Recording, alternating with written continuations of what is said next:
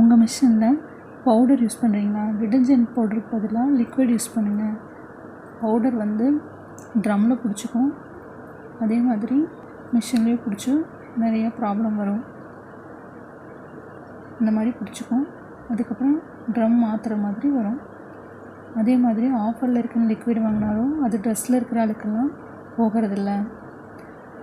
Machine முடிஞ்சோடனையும் அதை of பண்ணி வச்சுருங்க. இல்லைன்னா அதுக்கப்புறம் சம் கம்ப்ளைண்ட்ஸ் வர்றதுக்கு சான்ஸ் இருக்குது. நாளாக அது வந்து சீக்கிரம் போக ஆரம்பிச்சிடும். அதனால் மிஷின் ஓடி முடிச்சோடனே ஆஃப் பண்ணிடுங்க.